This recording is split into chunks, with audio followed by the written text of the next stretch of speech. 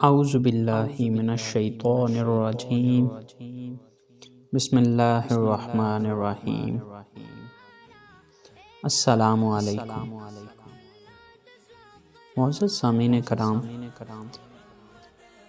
آج ہم یہ دیکھیں گے کہ قسم کیا ہے اور قسم کی کتنی اقسام ہیں اور ان کو سمجھنے کی کوشش کریں گے۔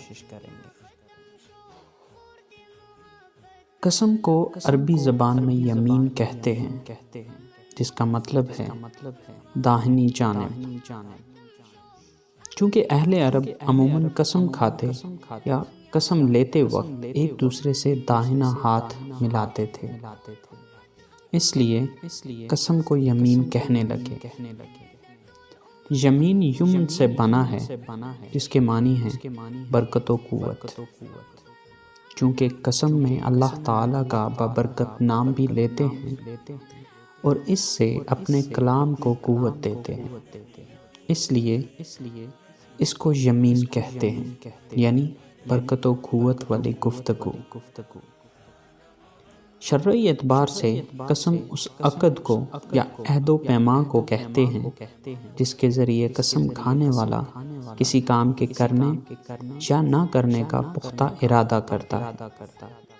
مثلا کسی نے یوں کہا، اللہ عز و جل کی قسم، میں کل تمہارا سارا قرض ادا کر دوں گا، تو یہ قسم ہے۔ اب ہم آتے ہیں قسم کی اقسام کی طرف۔ قسم کی 3 اقسام ہوتی ہیں۔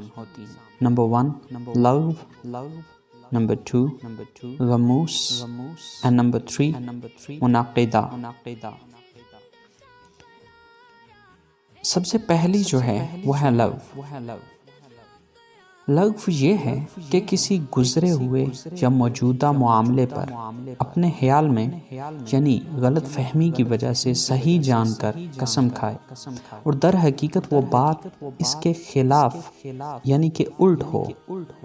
مثلا کسی نے قسم کھائی، اللہ عز و جل کی قسم زید گھر پر نہیں ہے، اور اس کی معلومات میں یہی تھا کہ زید گھر پر نہیں ہے، اور اس نے اپنے گمان میں سچی قسم کھائی تھی، مگر حقیقت میں زید گھر پر تھا، تو یہ قسم لغو کہلائے گی۔ یہ معاف ہے اور اس پر کفارہ نہیں ہے۔ اس کے بعد دوسرے نمبر پہ آ جاتی ہے غموس۔ غموس یہ ہے کہ کسی گزرے ہوئے یا موجودہ معاملے پر جان بوجھ کر جھوٹی قسم کھائے۔ مثلا کسی نے قسم کھائی کہ اللہ عز و جل کی قسم زید گھر پر ہے، اور وہ یہ جانتا ہے کہ حقیقت میں زید گھر پر نہیں ہے، تو یہ قسم غموس کہلائے گی، اور قسم کھانے والا سخت گنہگار ہوگا۔ استغفار و توبہ فرض ہو جاتا ہے، مگر کفارہ لازم نہیں ہے۔ اس کے بعد تیسری قسم آ جاتی ہے جسے منعقدہ کہا جاتا ہے۔ منعقدہ یہ ہے کہ آئندہ کے لیے قسم کھائی۔ مثلا یوں کہا، اللہ رب العزت کی قسم، میں کل تمہارے گھر ضرور آؤں گا، مگر دوسرا دن نہ آیا تو قسم ٹوٹ گئی۔ اسے کفارہ دینا پڑے گا اور بعض صورتوں میں گنہگار بھی ہوگا۔ معزز سامعین کرام، اگر میں آسان الفاظ میں سمجھاؤں، انجانے میں جھوٹی قسم کھا دینا یہ پہلی قسم ہے اور اس کی معافی ہے، اور جان بوجھ کے کوئی جھوٹی قسم کھانا یہ دوسری قسم ہے۔ لیکن جان بوجھ کے جھوٹی قسم گزرے وقت کے بارے میں یا موجودہ وقت کے بارے میں کھانا، اس سے انسان گنہگار ہوتا ہے، لیکن اس پر کفارہ ادا نہیں کرنا ہوتا لازم،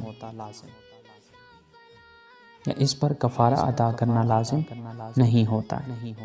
لیکن جو تیسری قسم ہے کہ آنے والے وقت کے لیے آپ کوئی قسم کھاتے ہیں کہ میں فلاں کام کروں گا یا میں فلاں کام نہیں کروں گا، اور اگر آپ اس قسم کو توڑ دیتے تو اس کے لیے آپ گنہگار بھی ہوں گے اور اس کا کفارہ بھی ادا کرنا پڑے گا۔ اللہ تعالی ہم سب کو جو ہم نے سنا، جو ہم نے سمجھا، اس پہ عمل کرنے کی توفیق عطا فرمائے، آمین۔ اسی طرح کی مزید اچھی باتوں کے لیے انتظار کیجیے اگلی ویڈیو کا۔ اپنا خیال رکھیے گا۔ اللہ حافظ۔